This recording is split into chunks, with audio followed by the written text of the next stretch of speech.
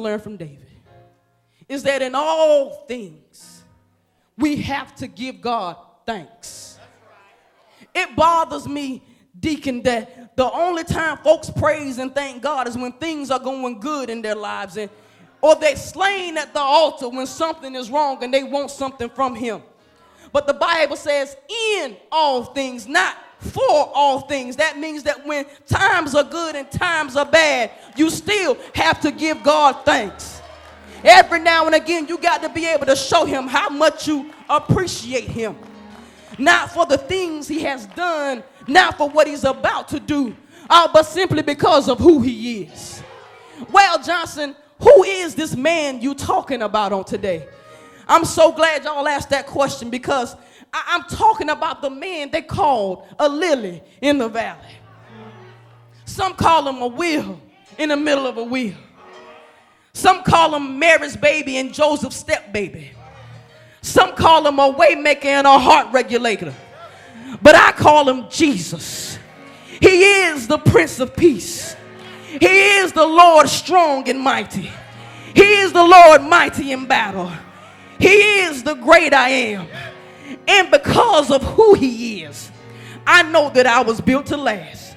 I heard a songwriter say, he didn't bring me this far just to leave me, but he created in me a clean heart, and he renewed a right spirit within me. Not only was I built to last on today, but I was built just for this. I was created to worship him. I was created to give him the praise. But the story doesn't stop there. Because if we journey down to the little bit further, David realized one more thing. After all the hell he had been through, after all the people trying to get at him, he remembered one important thing. When Samuel came to his house, he came to anoint the next king. And his daddy brought in everybody but him. I believe David had a spiritual flashback. I believe it was his inspiration for the 22nd verse.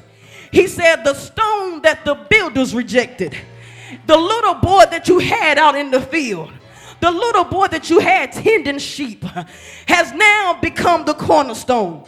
In other words, the one you least expected is now the one that got it going on. The one who you didn't think would make it is now the one that's after God's own heart. The one who you didn't think would last is now the one that's chilling in a house in a mansion on a hill. I believe that if we could learn anything from King David, we would know that we were built to last. Through the storms, through the rains, through all the hurt, and through the pain, we were built to last. Is there anybody that knows what I'm talking about today?